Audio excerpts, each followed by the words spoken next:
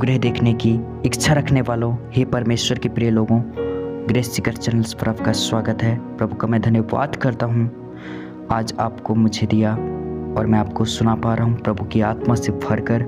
सचमुच प्रभु के वचन को सुनने के लिए आनंदित और मगन हो जाओ। परमेश्वर का जन ही लास्ट तक प्रभु के वचन सुन सकता है, मैं जानता हूँ। प्रभु का धन्यवाद हो। आपको अकेले बोझ ढोने की ज़रूरत नहीं है। बहुत हो गया पुरानी बातों और पुराने सदमों को लेकर, पुराने बीती हुई बातों को लेकर दुख मनाना बहुत हो गया। अब आज से ऐसा नहीं होगा। आपका आज से नया जीवन हो जाएगा। आज से आप नया सृष्टि हो। यह नया दिन शुरू करते हुए मैं आपको ठहरने और परमेश्वर की उपस्थिति में सांस लेने के लिए आमंत्रित करता हूँ। हो सकता है कि अतीत ने आपके दिल पर घाव, पछतावे या बोझ छोड़ दिए हों, लेकिन आपको उन्हें अकेले ढोने के लिए नहीं बनाया गया था। परमेश्वर आपको अतीत को छोड़ने और आने वाले समय को गले लगाने के लिए बुला रहा है।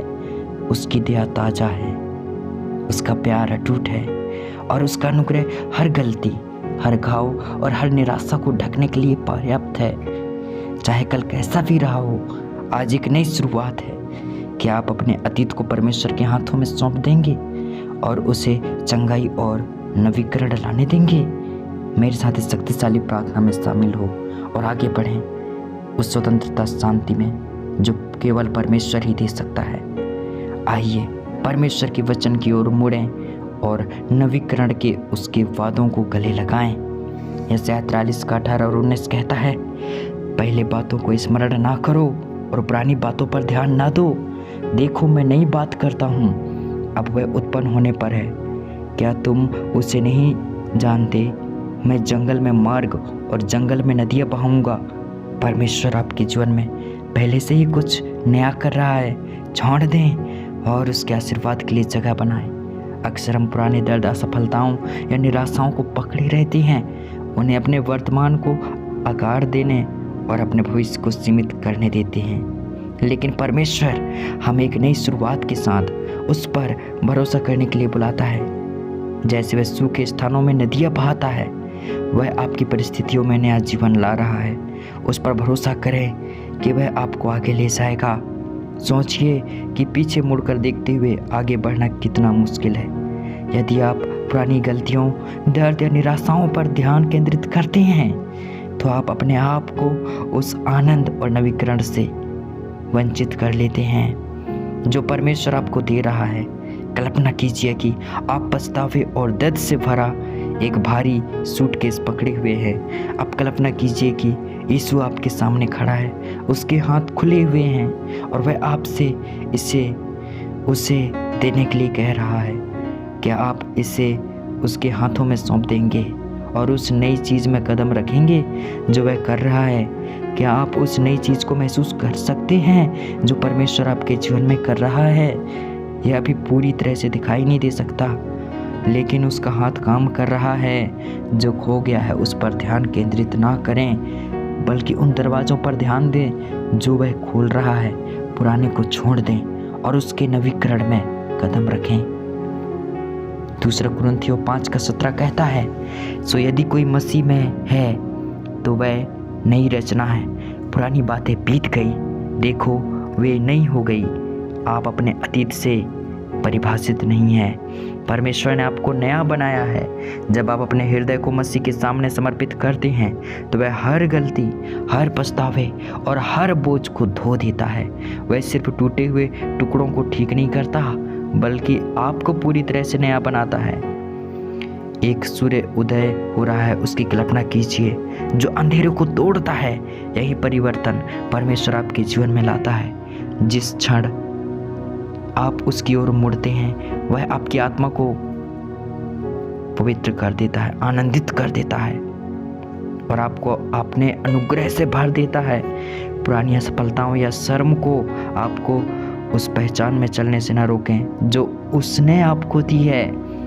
बहुत बार हम अपने अतीत को अपनी कीमत तय करने देते हैं, लेकिन परमेश्वर कहता है कि आप अपनी असफलताएं, अपने घाव या अपने पुराने गलतियां नहीं हैं। मसीह में आप एक नई रचना है।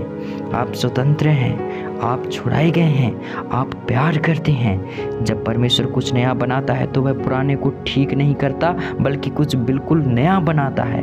क्या आप इस नई पहचान में कदम रखने देंगे? यदि परमेश्वर ने आपको नया घोषित किया है तो पुराने को क्यों पकड़े रहें? उसके प्यार की स्वतंत्रता में कदम रखें, यह जानकर कि आपको क्षमा किया गया है, छुड़ाया गया है और एक बड़े उद्देश्य के लिए बुलाया गया है। आज वह दिन बनने दें जब आप इस सच्चाई में निडर होकर चलते हैं कि आप वह नहीं हैं जो आप हुआ करते थे, बल्कि वह हैं जो परमेश्वर ने आपको बनाया है। फिलिपियों 3:13-14 कहता है, हे भाइयों, मैं यह नहीं समझता कि मैंने पकड़ लिया है, परंतु एक बात करता हूँ कि जो बातें पीछे हैं उन्हें भूलकर आगे की बातों की ओर बढ़ता हूँ। मैं लक्ष्य की ओर दौड़ता हूँ ताकि वह पुरस्कार पाऊँ जिसके लिए परमेश्वर ने मुझे मसीह यीशु में ऊपर बुलाया है। पीछे की बातों को भूल जाएं और विश्वास के साथ आगे बढ़ें। परमेश्वर के पास आपके लिए बड़ी बातें हैं। पुराने दर्द या चूक गए अवसरों को पकड़े रहना केवल हमें धीमा कर देता है। प्रेरित जो पौलुस हमें याद दिलाता है कि हम अपनी निगाहें आगे की ओर रखें, दृढ़ता और आशा के साथ परमेश्वर के बुलाहट की ओर बढ़ें। एक दौड़ की कल्पना कीजिए। यदि आप पीछे मुड़कर देखते रहेंगे तो आप ध्यान खो देंगे, धीमे हो जाएंगे और ठोकर खाने का जोखिम उठाएंगे। लेकिन जब आप अपनी निगाहें आगे की ओर टिकाएंगे तो आप उद्देश्य और आत्मविश्वास के साथ आगे बढ़ेंगे। इसी तरह परमेश्वर आपको कुछ बड़े की ओर ले जा रहा है। वह आपको उसकी योजनाओं पर भरोसा करने, उसके वादों में चलने और उस नए जीवन को गले लगाने के लिए बुला रहा है जो उसने आपके लिए तैयार किया है। सोचिए कि आप अपने अतीत से क्या पकड़े हुए हैं जो आपको आगे बढ़ने से रोक रहा है। क्या यह कुछ ऐसा है जिसे आप बदल नहीं सकते?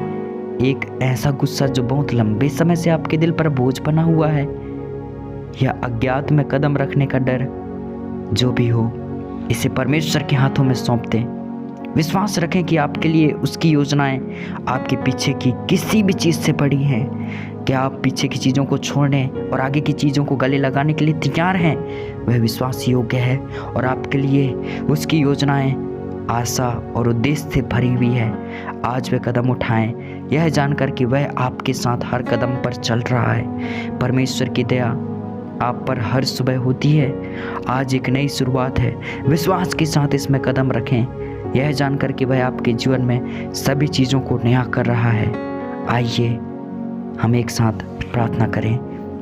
स्वर्गीय पिता, मैं अपने अतीत को आपके हाथों में सौंपता हूँ। हर पछतावा, हर दर्द और हर गलती मैं आपके चरणों में रखता हूँ। वे बोझ जो मेरे दिल पर भारी पड़े हैं, वे क्षण जिन्हें मैं बदलना चाहता हूँ, वे निराशाएं जो अटकी हुई हैं, मैं उन सभी को आपके प्यार भरे हाथों में छोड़ देता हूँ।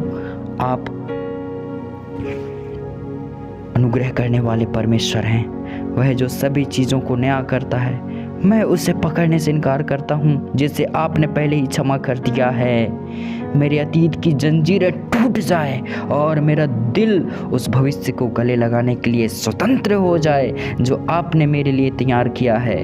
प्रभु, मेरे चिकित्सक मेरे दिल के घावों को चंगा करें, मेरे अंदर के टूटे स्थानों को बहाल करें और उन्हें अपनी शांति से भर दें। जहाँ मैं चोट खाया हूँ मुझे संतावना दे, जहाँ मैंने नुकसान महसूस किया है मेरी आशा को नवीनकृत करें, जहाँ मेरी आत्मा घायल हुई है मुझ पर अपनी चंगाई की सांस ले। प्रभु, आप महान चिकित्सक हैं, सुधारने वाले, चंगा करने वाले, और कोई भी घाव आपकी पहुँच से बाहर नहीं है। मैं आपकी शक्ति पर भरोसा करता हूँ कि आप हर इंसान को चंगा करें, सुख से भर दिया। प्रभु, मैं धन्यवाद देता हूँ। राख से सुंदरता लाएं और मुझे फिर से संपूर्णता में ले जाएं। मेरा दिल अब दर्द से बंधा नहीं रहे बल्कि आपके प्यार से मुक्त हो जाए। पिता, मेरे मुक्तिदाता, मुझे क्षमा करने और आगे बढ़ने में मदद करें। मैं किसी भी कड़वाहट या चोट को छोड़ देता हूँ, यह जानकर कि क्षमा मुझे मुक्त करती है। मुझे सिखाएं कि जैसे आपने मुझे क्षमा किया है वैसे ही मैं उन्हें क्षमा करूँ जिन्होंने मुझे नुकसान पहुँचाया है। किसी भी नाराज़गी, किसी भी लगातार दर्द को हटा दे और इसे एक ऐसे दिल से बदल दे जो आपके जैसा प्यार करता है। मुझे अब क्रोध या दर्द से बंधा हुआ नहीं रहने दे, बल्कि मुझे अपने अनुग्रह की स्वतंत्रता में चलने दे।